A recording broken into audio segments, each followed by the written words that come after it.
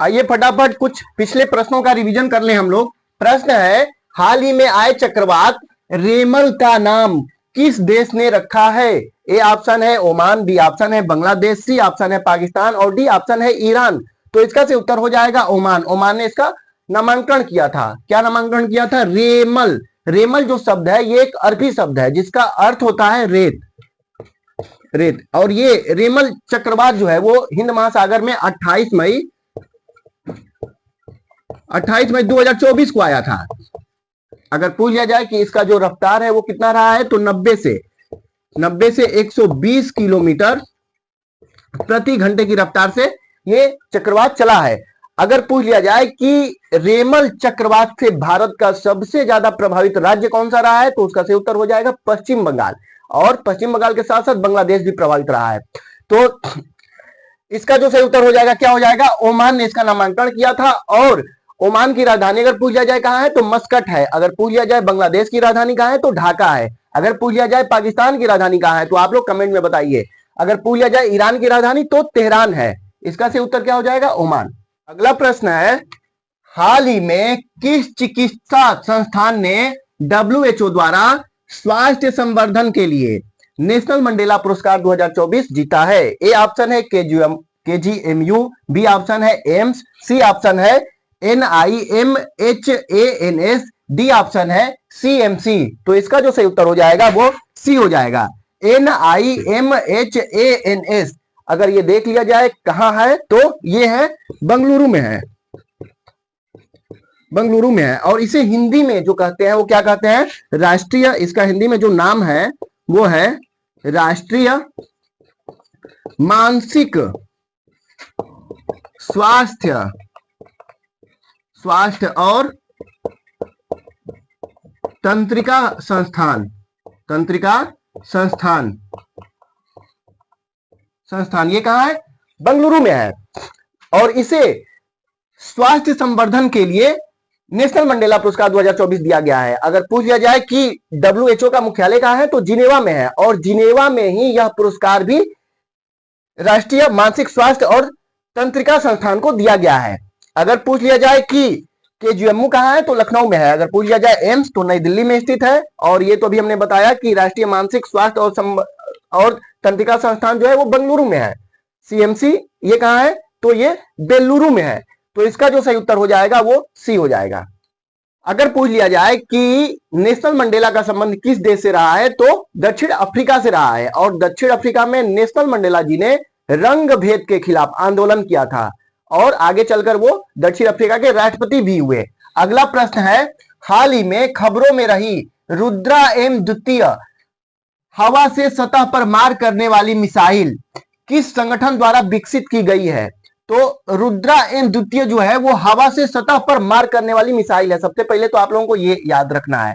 और पूछ रहा है कि किस संगठन ने रुद्रा एम द्वितीय जो हवा से सतह पर मार करने वाली मिसाइल है, किस संगठन ने इसका विकास किया है? तो इसका सही उत्तर जो हो जाएगा ए, DRDO। और DRDO जो है ये भारत का जो रक्षा मंत्रालय है उसके लिए कार्य करता है। तो इसका सही उत्तर हो जाएगा ए, DRDO। प्रश्न है, किस मंत्रालय ने हाल ही में राष्ट्रीय बाल भवन में समर फिएस्टा 2024 का उद्घाटन किया? ए ऑप्शन है रक्षा मंत्रालय, बी ऑप्शन है शिक्षा मंत्रालय, सी ऑप्शन है गृह मंत्रालय और डी ऑप्शन है कृषि मंत्रालय। तो इसका जो उद्घाटन किया है वो रक्षा मंत्रालय ने किया है। और अगर पूछ लिया जाए कि राष्ट्रीय बाल भवन कहां स्थित है, तो नई दिल्ली में स्थित है।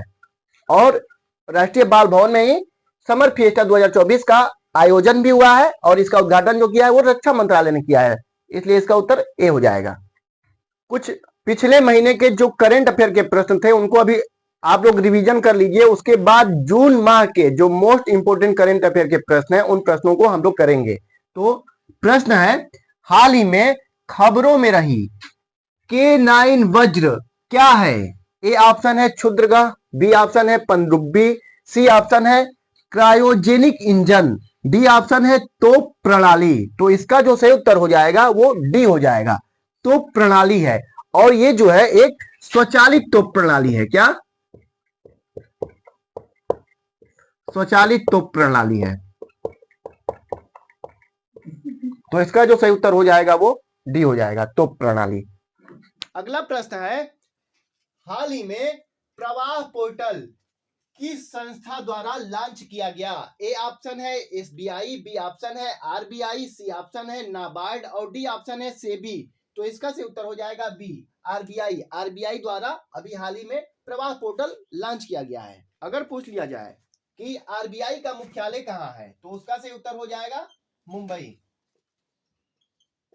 अगर आप लोगों से पूछ लिया जाए कि आरबीआई की स्थापना कब हुई थी, तो 1 अप्रैल 1935 को आरबीआई की स्थापना हुई थी। अगर आप लोगों से पूछ लिया जाए कि आरबीआई के प्रथम अध्यक्ष कौन थे, तो उसका सही उत्तर हो जाएगा ऑसवर्ड स्मिथ जी। अगर आप लोगों से पूछ लिया जाए कि आरबीआई के प्रथम भारतीय गवर्नर कौन थे, तो उसका सही उत्तर हो जाएगा सीबी देशमुख जी। अगर आप लोगों से पूछ लिया जाए कि वर्तमान में आरबीआई के गवर्नर कौन है, तो उसका सही उत्तर हो जाएगा शशिकांत दास जी। अगर आरबीआई के कार्यों के बारे में बात कर लिया जाए, तो मौद्रिक नीति का निर्माण करना आरबीआई का कार्य होता है। मुद्रा आपूर्ति और नियमित करना, मुद्रा को आपूर्ति और नियमित जो करना होता है, वो आरबीआई का ही कार्य होता है। और नाबार्ड के कार्यों का पर्यवेक्षण करना भी आरबीआई का ही कार्य होता है। साथ ही साथ आरबीआई जो है वो मुद्रा और शाखा को नियंत्रित करता है। आरबीआई जो है वो एक शीर्ष बैंक है, और ये बैंकों का बैंक भी कहते हैं, ठीक है। और ये आरबीआई जो है वो एक केंद्रीय बैंक है। अगर बात कर लिया जाए कि उत्तर प्रदेश में आरबीआई का शाखा कहाँ है, तो उसका से उत्तर हो जाएगा कानपुर में। उत्तर प्रदेश में आरबीआई का शाखा जो है वो कानपुर में है। यह प्रश्न जो बता देगा मान लिया जाएगा कि उसका सिलेक्शन पक्का है, क्योंकि होनहार के होठ हैं चिकने पात। आओ प्रश्न की तरफ ध्यान दो। प्रश्न है, हाल ही में जापान भारत समुद्री अभ्यास 2024 जीमेक्स 24 कहां शुरू किया गया? ए ऑप्शन है Bharat, B option Japan, C option Malaysia और डी ऑप्शन फ्रांस। तो इसका से उत्तर क्या हो जाएगा? B, Japan. अगर पूछ लिया जाए कि जापान के किस शहर में आयोजित हुआ ये, तो जापान के योकोसुका में इसका आयोजन हुआ। और कब यह आयोजन हुआ? तो 11 से 13 जून 2024 के बीच ये आयोजन चला है। और ये आयोजन जो हुआ है वो 8वां आयोजन हुआ है। 2024 में 8वां आयोजन हुआ है। कभी कभी ऐसे ही पूछ लेता है कि हाल ही में जापान भारत समुद्री अभ्यास 2024 का कौवा संस्करण आयोजित हुआ, तो 8वां संस्करण का आयोजन हुआ। अगर देख लिया जाए कि 2023 में इसका आयोजन कहाँ हुआ था, तो 2023 में इसका आयोजन भारत के विशाखापट्टनम में,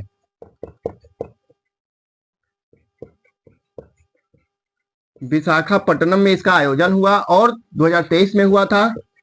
और 2023 में ये विशाखापट्टनम में 7वां आयोजन हुआ था। अभी 2024 में 8वां आयोजन हुआ है। अच्छा, अगर आप लोगों से ऐसे पूछ लिया जाए कि हाल ही में जीमेक्स 24 अभ्यास किन दो देशों के बीच हुआ, तो उसका से उत्तर हो जाएगा भारत प्लस जापान। ठीक है, तो इसका से उत्तर क्या हो जाएगा? B, Japan. आप लोगों से पूछ लिया जाए कि अभ्यास शक्ति 2024 किन दो देशों के बीच हुआ है, तो उसका से उत्तर हो जाएगा भारत और फ्रांस। अगर पूछ लिया जाए कि अभ्यास शक्ति 2024 भारत और फ्रांस के बीच में कहां आयोजित हुआ है, तो वो हुआ है मेघालय में, भारत के मेघालय में। और मेघालय के उमरोई में, मेघालय के उमरोई में इसका आयोजन हुआ है। और अगर पूछ लिया जाए कि अभ्यास शक्ति 2024 कब से कब हुआ है, तो उसका से उत्तर हो जाएगा 13 से 26 मई 2024 के बीच ये आयोजित हुआ है। और ये जो हुआ है वो 7वां संस्करण। अगर संस्करण पूछ ले तो 7वां संस्करण हुआ है। अगर पूछ लिया जाए कि टाइगर ट्रंप 2024 अभ्यास किन दो देशों के बीच हुआ है, तो उसका से उत्तर हो जाएगा भारत और अमेरिका के बीच हुआ है। अगर पूछ लिया जाए कि टाइगर ट्रंप 2024 अभ्यास कहां संपन्न हुआ है, तो उसका से उत्तर हो जाएगा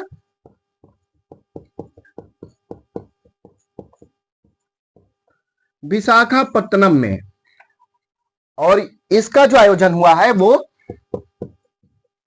18 से 31 मार्च के बीच, मार्च 2024 के बीच इसका आयोजन हुआ है। सिलेक्शन लेना है तो इन सभी प्रश्नों को आप लोग अच्छे से पढ़ जाइए। अगला प्रश्न है, पेमा खांडू हाल ही में किस पूर्वोत्तर राज्य के मुख्यमंत्री बने? ए ऑप्शन है असम, बी ऑप्शन है अरुणाचल प्रदेश, सी ऑप्शन है मणिपुर और डी ऑप्शन है मिजोरम। तो इसका सही उत्तर हो जाएगा बी, अरुणाचल प्रदेश। अगर आप लोगों से पूछ लिया जाए कि असम के मुख्यमंत्री कौन है, तो वो है हेमंत शर्मा। अगर आप लोगों से पूछ लिया जाए कि मणिपुर के मुख्यमंत्री कौन है, तो एन बीरेन सिंह।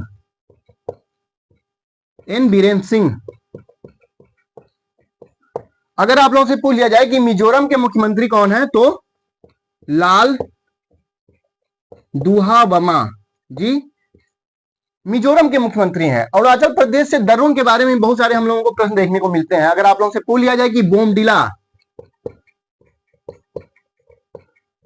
बोमडिला दर्रा कहां है, तो अरुणाचल प्रदेश में है। अगर पूछ लिया जाए कि यंगयाप दर्रा कहां है, यंगयाप दर्रा कहां है, तो अरुणाचल प्रदेश में है। अगर आप लोगों से पूछ लिया जाए कि दिफू दर्रा कहां है, दिफू दर्रा कहां है, तो अरुणाचल प्रदेश में है। दिफू दर्रा, यंगयाप दर्रा और बोमडिला दर्रा ये अरुणाचल प्रदेश में है। अगर आप लोगों को इसको ट्रिक से देखेंगे तो अरुण बोया दिफू ये अरुणाचल प्रदेश के दर्रों का ट्रिक है। तो इस प्रश्न का सही उत्तर क्या हो जाएगा? अरुणाचल प्रदेश, जिसके मुख्यमंत्री पेमा खांडू जी अभी हाल ही में बने हैं। अगला प्रश्न है, भारतीय सेना की पहली महिला हेलीकॉप्टर पायलट कौन बनी? ए ऑप्शन है मोहना सिंह, बी ऑप्शन है Anamika B Rajeev, C option है प्रिया पाल और डी ऑप्शन है अर्चना कपूर। तो इस प्रश्न का सही उत्तर हो जाएगा बी, अनामिका बी राजीव, जो अभी हाल ही में जून के फर्स्ट वीक में ही भारतीय सेना की पहली महिला हेलीकॉप्टर पायलट बनी है। अगला प्रश्न है, एजेटी जान सिंह जिनका 7 जून 2024 को निधन हो गया, किस क्षेत्र से संबंधित थे? ए ऑप्शन है वन्य जीव संरक्षणवादी, बी ऑप्शन है मनोरंजनकर्ता, सी ऑप्शन है कवि और डी ऑप्शन है राजनीतिज्ञ। तो इसका से उत्तर हो जाएगा ए, वन्य जीव संरक्षणवादी। अगर एजेटी जान सिंह का पूरा नाम देख लिया जाए तो वो है असीर जवाहर थॉमस जान सिंह। और इनका जो निधन हुआ है वो 78 वर्ष की अवस्था में इनका निधन हो गया है। और इनका निधन जो हुआ है वो बेंगलुरु में हुआ है। प्रश्न है, किस संगठन ने हाल ही में वैश्विक आर्थिक संभावनाएं रिपोर्ट जारी की? ए ऑप्शन है विश्व बैंक, बी ऑप्शन है यूएनईपी, सी ऑप्शन है यूएनडीपी और डी ऑप्शन है आईएलओ। तो इसका से उत्तर हो जाएगा ए, विश्व बैंक। विश्व बैंक ने वैश्विक आर्थिक संभावना रिपोर्ट जो है वो जून 2024 में जारी किया है। और इसमें भारत के लिए जो विश्व बैंक ने संभावनाएं जताया है वो बताया है कि भारत में वित्त वर्ष 2025 से 2027 तक भारत का आर्थिक वृद्धि दर जो रहेगा वो 6.7% रहेगा। अगर विश्व बैंक की स्थापना की बात कर ली जाए तो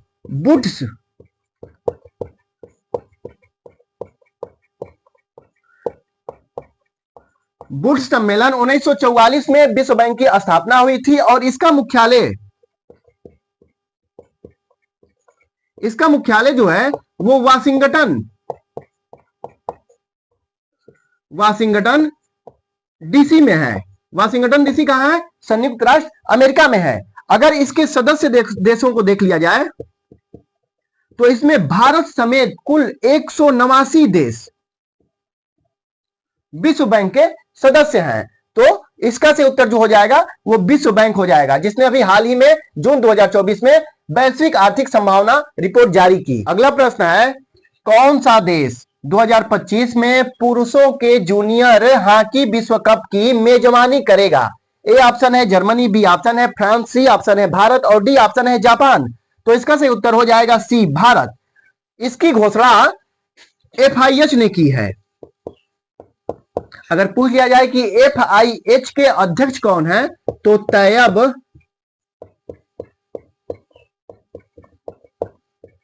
तैयब इकराम जी FIH के अध्यक्ष हैं। अगर पूछ लिया जाए कि 2025 में पुरुषों के जूनियर हॉकी विश्व कप में कितनी टीम शामिल होंगी तो उसका सही उत्तर हो जाएगा 24। कुल 24 टीम शामिल होगी। अगर पूछ लिया जाए कि 2023 में पुरुषों के जूनियर हॉकी विश्व कप की मेजबानी कौन सा देश किया था तो 2023 में मलेशिया ने किया था। और यह मलेशिया के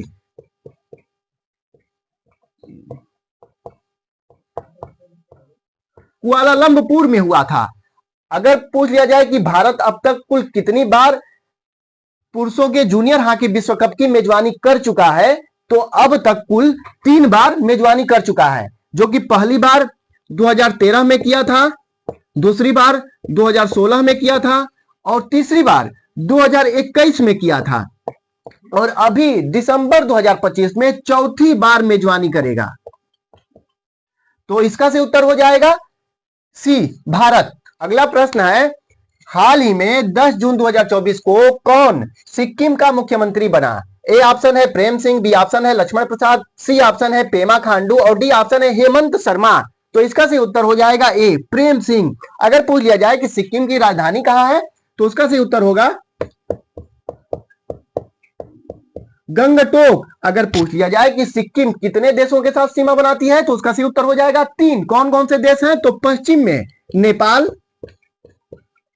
उत्तर में चीन और पूरब दक्षिण में भूटान से सीमा बनाती है। अगर पूछ लिया जाए कि नाथुला दर्रा, नाथुला, जलेपला और डोंगिया दर्रा कहां स्थित है तो ये सिक्किम में स्थित है। अगर बात कर लिया जाए सिक्किम राज्य की तो ये 1975 अधिनियम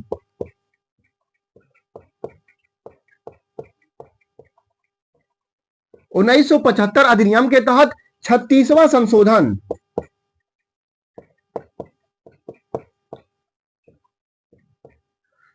के तहत 22वां राज्य सिक्किम बना। अगर पूछ लिया जाए कि सिक्किम के राज्यपाल कौन है तो लक्ष्मण प्रसाद जी जो है वो सिक्किम के राज्यपाल हैं। अगर पेमा खांडू की बात कर लिया जाए तो ये अरुणाचल प्रदेश के अभी हाल ही में मुख्यमंत्री बने हैं। अगर हेमंत शर्मा की बात कर लिया जाए तो ये असम के मुख्यमंत्री हैं। तो इसका जो सही उत्तर हो जाएगा वो प्रेम सिंह हो जाएगा और प्रेम सिंह का जो पूरा नाम है वो प्रेम सिंह तमांग। तो इस प्रश्न का सही उत्तर हो जाएगा प्रेम सिंह, जो हाल ही में सिक्किम के मुख्यमंत्री बने हैं। अगला प्रश्न है, 10 जून 2024 को किस देश के उपराष्ट्रपति का विमान हादसे में निधन हो गया? ए ऑप्शन है ईरान, बी ऑप्शन है इराक, सी ऑप्शन है मलावी और डी ऑप्शन है जापान। तो इसका सही उत्तर हो जाएगा सी मलावी। अगर देख लिया जाए कि मलावी कहां है तो दक्षिण अफ्रीका में है और मलावी की राजधानी जो है वो लिलोंगवा है। अगर पूछ लिया जाए कि जिनका निधन हुआ है उनका नाम क्या था, उनका नाम था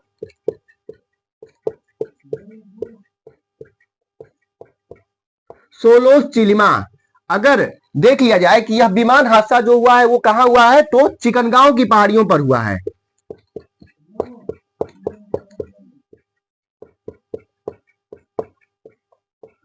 चिकमगांव की पहाड़ियों पर हुआ है। अगर आप लोगों से पूछ लिया जाए कि चिकमगांव की पहाड़ी कहां है तो दक्षिण अफ्रीका में है। तो इस प्रश्न का सही उत्तर हो जाएगा सी मलावी। प्रश्न को इस तरह से पूछ लिया जाए कि 19 मई 2024 को किस देश के राष्ट्रपति का विमान हादसे में निधन हो गया? ए ऑप्शन है ईरान, बी ऑप्शन है इराक, सी ऑप्शन है मलावी और डी ऑप्शन है जापान। तो इसका सही उत्तर हो जाएगा ए ईरान। अगर पूछ लिया जाए कि हाल ही में किस राष्ट्रपति का विमान हादसे में निधन हो गया तो उसका सही उत्तर होगा इब्राहिम रईसी।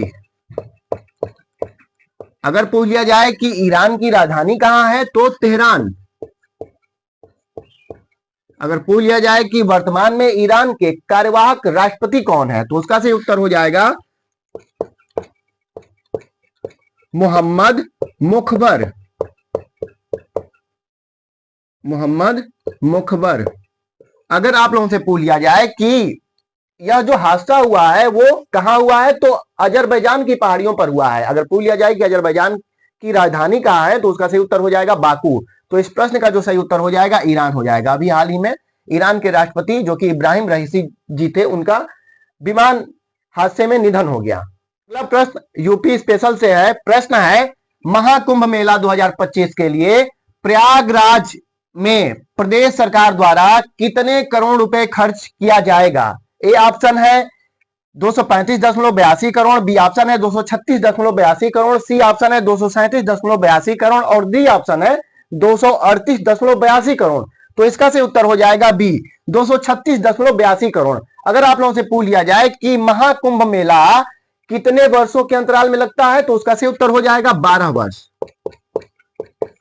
जो इस बार 2025 में उत्तर प्रदेश के प्रयागराज में लग रहा है। तो इसका से उत्तर हो जाएगा बी 236.82 करोड़। अगला प्रश्न है 50वें G7 शिखर सम्मेलन 2024 का मेजबान देश है। ए ऑप्शन है अमेरिका, बी ऑप्शन है भारत, सी ऑप्शन है इटली और डी ऑप्शन है जापान। तो इसका सही उत्तर हो जाएगा सी इटली। अगर पूछ लिया जाए कि इसका आयोजन कहां हुआ है, तो इटली के अपुलिया में इसका आयोजन हुआ है। अगर पूछ लिया जाए कि इटली की राजधानी कहां है, तो रोम। अगर पूछ लिया जाए कि इटली की पीएम कौन है, तो अभी मोदी जी के साथ मुस्कुराते हुए फोटो वायरल हुआ था जॉर्जिया मेलनी जी का। अगर पूछ लिया जाए कि 49वें G7 शिखर सम्मेलन कहां हुआ था, तो 2023 में जापान के हिरोशिमा में हुआ था। अगर पूछ लिया जाए कि G7 में कुल कितने देश शामिल हैं और कौन कौन से देश हैं, तो America, Canada, Italy, France, Japan, Germany और यूके। यूके मतलब यूनाइटेड किंगडम, अरे जहां के ऋषि सुनक जी प्रधानमंत्री हैं।